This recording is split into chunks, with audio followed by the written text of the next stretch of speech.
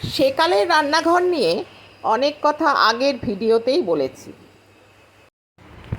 মায়ের রান্নাঘরে মেয়ের রান্না আর শাশুড়ির রান্নাঘরে বৌমার রান্নার ভেতর যে আকাশ পাতাল তফাৎ আছে বুঝেছি। পরবর্তীকালে বুঝেছি রান্নাঘরের পলিটিক্স, মাংসের ঝোলের পলিটিক্স। বুঝেছি মেয়েদের সব নিয়ন্ত্রণ, অধিকার, কন্ট্রোল, স্বাধীনতাবোধ, ক্ষমতার বোধ সব রান্নাঘর কেন্দ্রিক। কেননা অন্য কোথাও সেভাবে নিয়ন্ত্রণ নেই, নাকি আদি অনন্তকাল ধরে নিজেদের হরমোনের ভেতরে তারা বহন করে রান্নাঘরকে। আমার পরের প্রজন্ম আজকের আইটি প্রজন্ম, যেসব মেয়েরা ইঞ্জিনিয়ারিং, ডাক্তারি পড়ছে, বাবা মায়ের চোখের মণি। 13 বছর বয়স হলো, এখনও গ্যাস জ্বালাতে শিখলি না, কবে ঘরের কাজে লাগবি শুনি? আগের প্রজন্মের মেয়েরা শুনেছে এসব কথা। শ্বশুরবাড়িতে গিয়ে মুখ দেখাবে কি করে? বাপের বাড়ির নিন্দে হবে তো রান্না করতে না পারলে। এসব কথা তারা হরদমই শুনেছে। তারা হয়তো রান্নাঘরের এই রাজনীতি নিয়ে কোনো দিনই মাথা ঘামাবে না। তাদের বাড়ির আন্টি, মাসি, কাজের মহিলা, আয়া যা পারবে রেঁধে দেবে, তাই তারা খাবে, অথবা হোম ডেলিভারি আনাবে।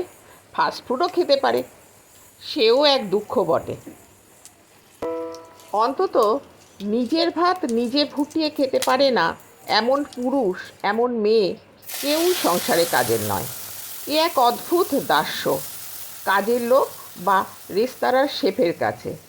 নিজের খাবার নিজে করে নিতে পারার আত্মপ্রত্যয় বা স্বাধীনতা অবশ্যই থাকা উচিত, অন্তত আমার তাই মত।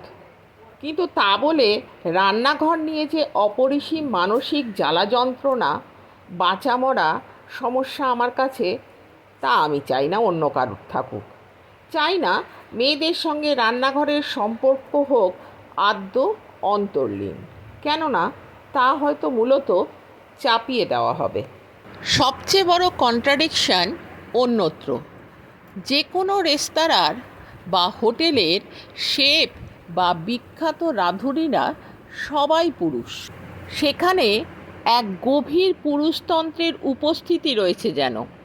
এমনকি শেফদের ইন্টারভিউ পড়ে দেখেছি, তারা নিজেদেরকে এক অসামান্য শিল্পরীতির প্রতিভূ মেনেও মেয়েদের কি সুন্দর ছোট করে দেখাতে পারেন।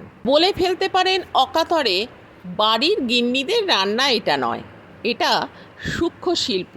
অথচ আমাদের মা দিদাদের হাতের পিঠাপুলি অথবা লুচি তরকারি, কচুরি ঘন্ট, মাখা চচ্চড়ি, ছেঁচড়া, লাবড়া, মাংস পোলাও, এর যে অগণিত রীতি, সূক্ষ্মতা এবং পরিণত চেতনা, তাকে ক্রমাগত অবহেলায় হারিয়ে যেতে দিচ্ছি আমরাই, তাদের পরের প্রজন্ম।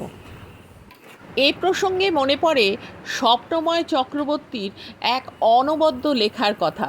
সংবাদ প্রতিদিনের রোববারের পাতায় বিষয়টি ছিল সাবেকি মহিলাদের নিরামিষ রান্না। খাবারের শ্রেণীবিভাগ করে এক বিস্তারিত লেখায় রন্ধনশিল্পের খুঁটিনাটি মনে করে তুলে এনেছিলেন স্বপ্নময় কি এক মমতায়। মেয়েরা গত 50 বছরে রান্নাঘর থেকে দূরে সরে এসছে।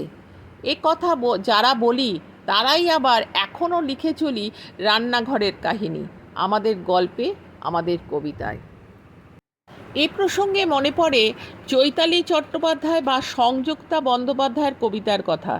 সম্প্রতি চমকে উঠলাম কোরিয়ার এক মহিলা কবির বছর 10 আগেকার এক লেখার অনুবাদ পড়ে। তবে সে কথা আর কোনো দিন।